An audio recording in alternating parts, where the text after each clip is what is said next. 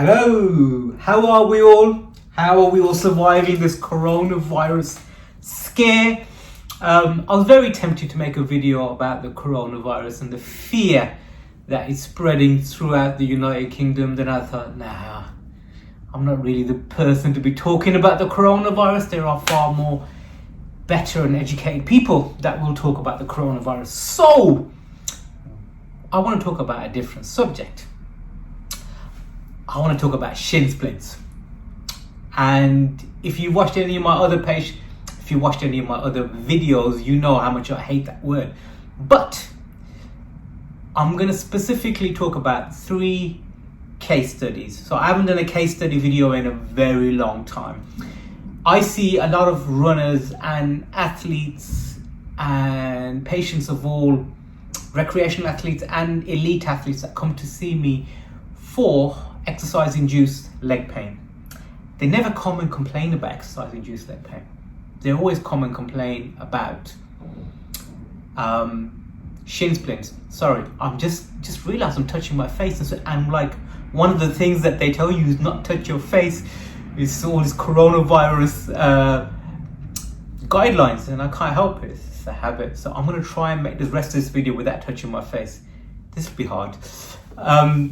So yeah, all 3 of these patients came complaining of shin splints, basically pain on the inside of their leg. Now, let me put 3 pictures up. First picture number 1, case study. This is a young lady who is a rower, also plays hockey at a very high level, and gets pinpoint tenderness at this area on her leg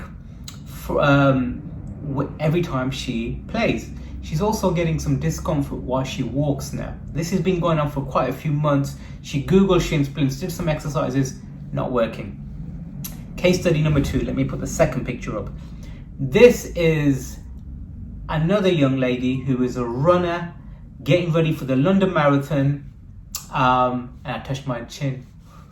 Getting ready for the London Marathon, who's complaining of intense pain, focal pain in that particular area of the leg.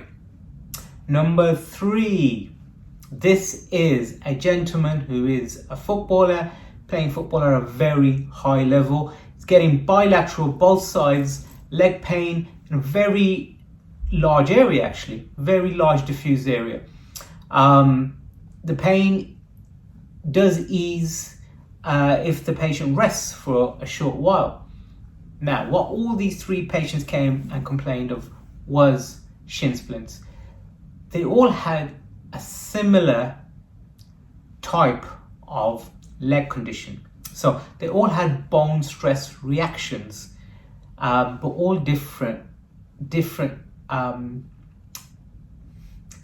intensities of it. I'm looking for the right word there, but different intensities of a bone stress reaction. Now, I sent all 3 of these patients off for an MRI. I generally don't send everybody that comes and complains of leg pain to me for an MRI. I don't need to. If a patient has got focal pain, so when I'm squeezing the side of the bone, they're getting a lot of pain, and if I'm asking the patient to hop on one spot, they're getting a lot of pain. For me, one of the things I want to ascertain is, do they have a stress fracture? But a stress fracture isn't either you've got a stress fracture or you don't have a stress fracture. There is a continuum, so you can there's different degrees of bone stress reactions that you can get. So I use the Fredrickson classification for medial tibial stress syndrome, which is what shin splints is. Okay, just out of interest, the 3rd case I put up, one of my differential diagnoses was chronic exertional compartment syndrome, which can present in a very similar manner.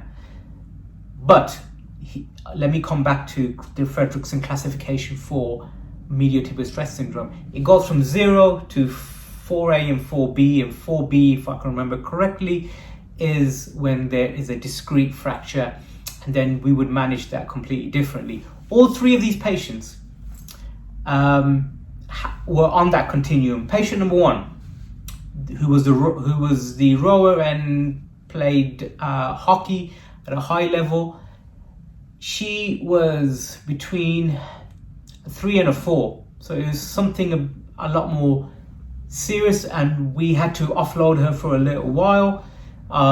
Gave her a different strategy, a different kind of strength and conditioning program completely.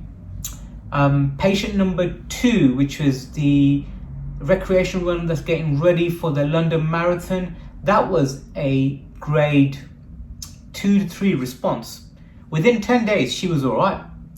What we did to her, we offloaded her, made her do specific strength and conditioning exercises, worked on some other structures around the hips, which is another video altogether, for leg pain that's caused because of weak muscles around the hips.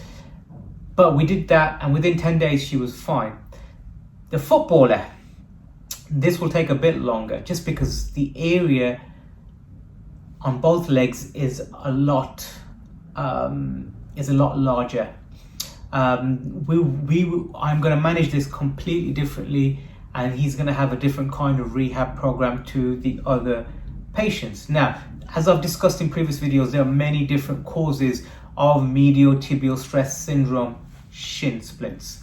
You shouldn't be using that word. We should ban it alongside the coronavirus, but I promise I won't talk about the coronavirus, but we should ban that word.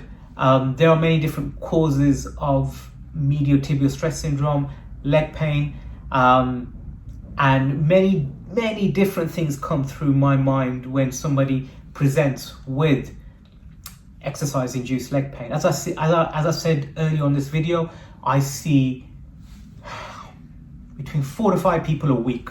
Some weeks it's less, some weeks it's a lot more coming to the clinic complaining of shin splints, and I manage a lot of them.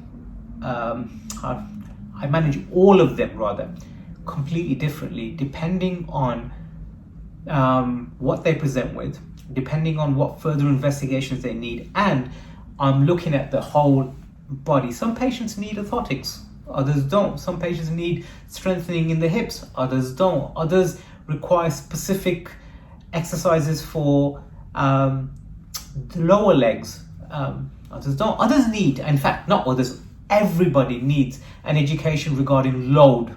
So, which is why I didn't talk about this earlier. A lot of these exercise-induced leg pains are caused because load is increased. When I say load, people think of like, well, I'm not carrying anything heavy. No, I'm talking about the amount of running that you're doing. But it's also the other exercises that you're doing. Are you doing classes that involve burpees and box jumps and other stuff like that? Are you doing weight training? Are you doing other classes for strength and conditioning? Are you doing lunges, squats, deadlifts? There's a whole host of other things. Did you increase your hill running too quickly? Did you go playing on a soggy ground, and was that the reason why you initially started to get it? Did you not take any rest periods? What's your sleep right? What's your rest periods like? Your nutrition. If it's a female, I'm always asking about bone health. So I'm asking about a menstrual cycle, and there's a whole host of other things I talk about. Okay, I managed to get through this video without talking too much about the topic that is on everybody's mind. I hope you are all well. Please take care of yourselves. More importantly, take care of anybody that is over the age of 60. Parents, patients, loved ones, take care of them. If you've got any symptoms, avoid them, and be safe. Wash your hands inside out, outside in, and don't touch your face like I do. Take care. Bye.